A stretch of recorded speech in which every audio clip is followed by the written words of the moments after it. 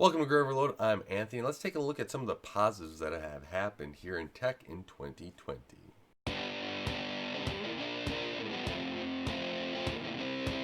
So I want to take a little bit of time here to just talk about some of the positives about what happened in 2020 and this year in tech.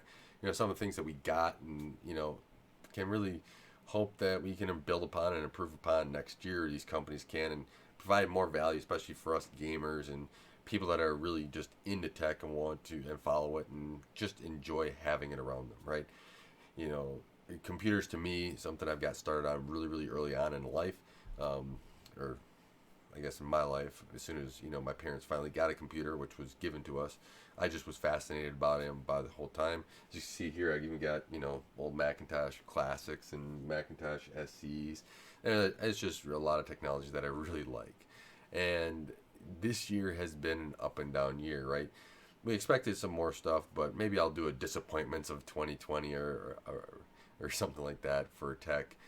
But we had a lot of fun things, right? We had releases of new cards, new CPUs, new motherboards, and those were some of the new things here. Let's going forward that I hope is going to really launch us into a new segment of really improving technology moving forward, right? We had purchases that may or may not be good, but some of the synergies that you could see maybe going forward might be a good opportunity for them. So walking through this, we had CES in the beginning of the year, and everyone really talking up their products. But then we had AMD kind of returning to the mobile market with a more impressive than what I was thinking was going to happen CPU in that mobile realm, and Renoir, and this codename Renoir, and this really kind of took off and took the mobile sector. And really increased AMD's market share in it. I don't have the official numbers in front of me, but for even made me look at I have a Surface Intel chip there, has worked great over the years. I'm like, wow, this is something to even consider now if I were to upgrade it. So AMD doing and bringing that out has been great. And then Intel finally got some 10 nanometer stuff out with Tiger Lake, and they did some mobile use stuff, which was really impressive. Their graphics side of that was impressive. I was shocked by how I was able to trade some blows with some of the Renoir CPU stuff, and that was, I think, really good for consumers to get that out. Now, I'm only going to focus on the positive, so I'm really glad that Intel was able to get that out here in this release or this year and really have something there. And to continue on, I can't remember. I think 11th gen was kind of out here during it, or the 10th gen. I'm getting confused. Intel, please change your name. Maybe that can be the positive thing for 2021 to do. Intel is to change your name or change the naming scheme of your CPUs. Hint, hint. Don't think that's going to happen, but I can always hope. That could be going to the disappointing on both sides. Nobody knows how to name things anymore. But the positive side of that is that Intel did have another release of CPUs. Now, hopefully, we can get lower prices on those, and it really helps out competition. But we got some new technology, and I think the new technology, even if it's just released, is a good thing overall. It keeps the sector kind of moving in a direction. Now, sometimes you get too stale and stagnant, but at least that there's something out there. Intel, what's impressive about this and really, really kind of positive is that how Intel's been able to push the 14 nanometer as long as it has it and still increasing performance out of it. I don't know how many pluses Intel's up to, but Intel, good job on that. Now, hopefully a positive thing for 2021. Well, 2018. Well, where's my brain going? 2021 is really kind of pushing out that 10 and maybe even getting a 7 nanometer glimpse out there. Intel. I know that you said that you were delayed a little bit on that, but I can always hope. I guess this isn't my predictions for 2021 at all. This is just some things I like of 2020.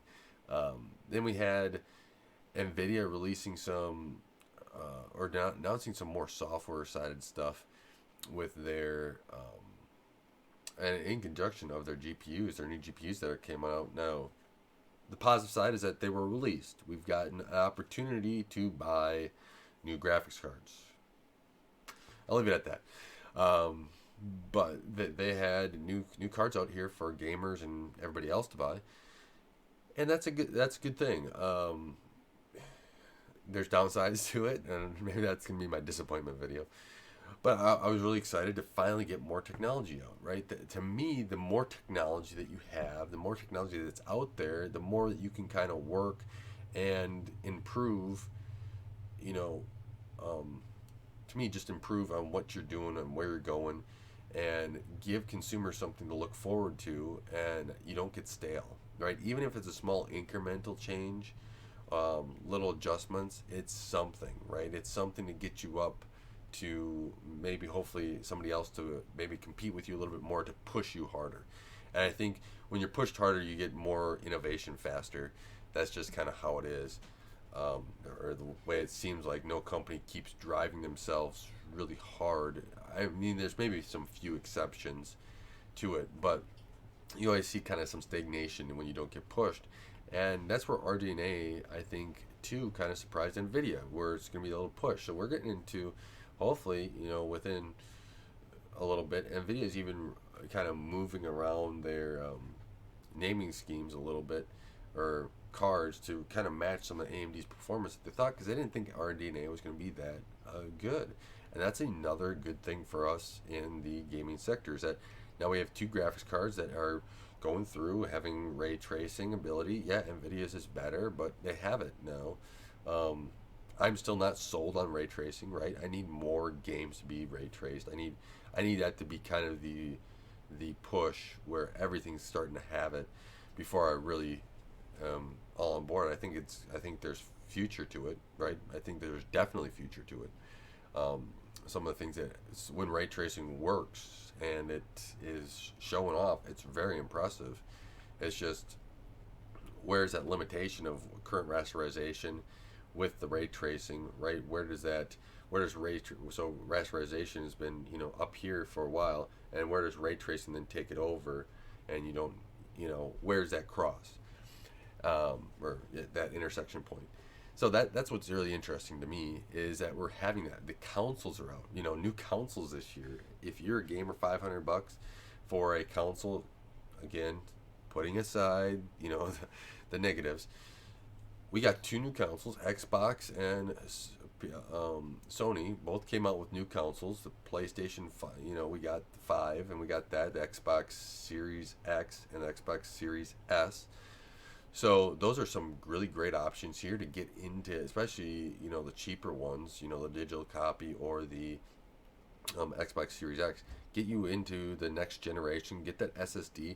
I think there's gonna be a huge progression for games here in the next couple of years, as I think they're gonna have new bottom line standards of, and I see this as a good thing, of SSDs being the minimum. We might even go as much as an 8 core being the, at least the recommended, and maybe even minimums.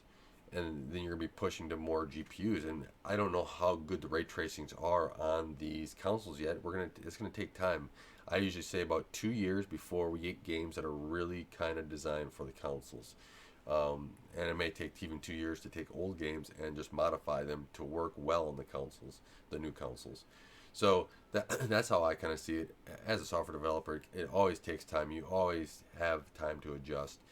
And there's been a lot of good stuff here. Now, hopefully we see Intel kind of join the fray in 2021.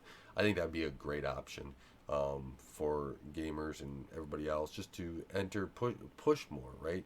Get more abilities out there of what graphics cards are capable of, what options gamers have, and what people can then basically get more immersed in what they're trying to play. Games, there's been some good games out this year.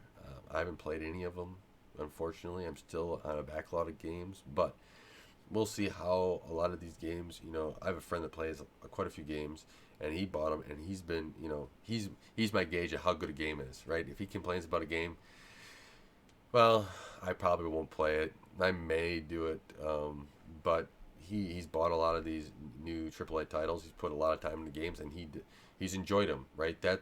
That's what it comes down to, is people need to be enjoyed, or have immersion and excitement and enjoyability inside that game. Otherwise, why buy it? Why play it? And then if nobody likes it, then why develop it, right?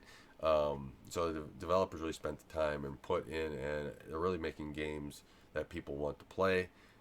I'm not saying all games. I'm saying a few games, uh, or many games. It depends on what you like.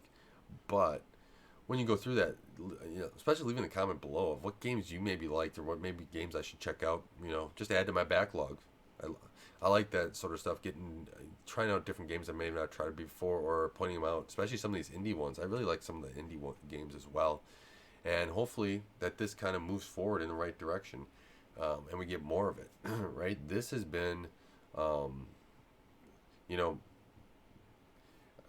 trying to my mind just went down to the negative thing with gaming, but trying to be positive. We got new games released, but really just being appreciative of what we've had this year, especially in the technology sector, being able to get some more and new technology out there. The Zen 3 CPUs were very impressive, with some of the benchmarks and stuff that are out there, and we had new motherboards, the B550 motherboard come out for, that mid range people, so they don't have to. Hopefully, they don't have to spend as much as on a X570 motherboard in the AMD sector. Intel really didn't have what, or no, wait, did Intel have the new 490 out this year? Or was that last year? Anyways, you had the Intel motherboard out. Hopefully progression. You have PCI 4 on the AMD boards. You have this basically now enabled this Microsoft or AMD SAM Smart Access Memory to the graphics card. We'll see how that evolves next year, but they're getting more and more ways to have more and more performance out of machines, and that's a good thing. AMD's buying Xilinx. I don't know. I can go down the negative side with that, but the positive side is, AMD's in a growth pattern, trying to take on more of the industry, be more involved. Same with Nvidia, with ARM, also being positive with the whole ARM side stuff, being able to do their Apple's trying out new ARM chips. We've heard about this for years. I think it was a good idea. Now, just to, Microsoft's been doing this for a while now, right? Microsoft had Windows on ARM for their Surface Pro X for now 2 generations, and this is before the 8 fiasco. So there's that's coming along here. I won't go into future stuff here. Maybe that'll be an early January video. Oh, I don't want that long. You probably don't either. Or maybe even a live chat. Maybe I'll start live streaming more, or start live streaming, to this YouTube channel a little bit in 2021. But I think that was overall a good year. There's a lot of stuff that came out. This end of the year was a lot of tech stuff back and forth, new releases, new GPUs, new CPUs. We're hearing stuff from Intel. Intel still speaking up, saying, hey, I'm still around. Don't forget about me. And we should see. I mean, I could go into some of the driving cars technology. There's been progress there. But really, to me, it's that, we're getting, I want a good gaming experience. I want a good improvement in how we're just getting more immersion, being able to help. I'm a software developer, so being able to help people be able to get their work done a lot quicker, a lot more efficient, help them improve and develop some of the stuff I work on, software, it's sold and other people use it, and being able to help them complete their work more. And, here I worked a lot on my network. I put a new network in. And so my wife doesn't have, or kids don't have any troubles, right? I don't want them to have to go through and be like, oh yeah, there's this trouble. Can you fix it, Dad? Right? Coming back, let's make sure that immersion just works, right? That's why I'm putting a new thing into my parents' new network into my parents' house. It just needs to work. They need to have the technology to fade away. Here's how I see it. Technology needs to fade into the background so that the experience the user wants and is looking for can then stand out. And when you don't have that, it's annoying, right? And so you get annoyed from every side of, you can't buy a product, whatever else. And to me, that's why I'm like, if you want to pre-order something, pre-order it. If you want to, if you're going after a CPU or whatever else, and you don't want to even look at reviews, do it. because you're looking at it, and I see it as that person wants that experience. They want that immersion. It's not that, you're getting by with what you have. It's that next step into getting what you want out of it is a big deal. And it's, if that's what you feel like, that's what it should be, is a big deal, right? And until a lot more, I think, companies realize that, they're not really understanding how much of an impact it is. And yes, companies make money and everything else, but when you can start having that technology fade in the background and the experiences really kind of stand out, that's when you get some amazing, games, transformative stuff, right? We had Flight Simulator that everyone was just crushes a computer, right? And people want to then experience, it's I don't know if I really call it a game, but it's a flight simulator. I mean, I want to try it out and just experience what they were able to do and put into that. You can really start pushing the boundaries and the limits of what you have today to make the next generation, have to push and be able to keep up with what is currently out there. So, just let me know what some of your positive things are in 2020, especially in the tech industry. What you liked about it. I'm trying to keep this one very, very positive here. So, right before Christmas, let's have a Merry Christmas here and enjoy it. Enjoy the rest of the year, and hopefully you can experience a better 2021. So, with that, I do appreciate you guys helping this channel and helping it grow. It's been, it's not grown exponentially as fast as maybe I would have liked or thought, but I've just been so appreciative of you guys supporting and growing the channel. It's been a huge help. Just, it's a fun little outlet for me. Talk about technology. It's one of my favorite hobbies. Yes, I'm a software developer during the day. Yes, I work on fixing people's computers, and I really enjoy this as a hobby. So you can tell I'm really tech centric, but to get me away from it is my kids, spending time with my kids, my wife, those things, spending time on the yard, working on that. That's really kind of my, get away from tech. But overall, I like spending time in tech, and I really thank you guys this year for supporting and growing this channel. And let me know if you have any, thing that you want me to do more of next year, and I'll be sure to do that as well. So Merry Christmas and God bless, and don't forget to like, share, and subscribe.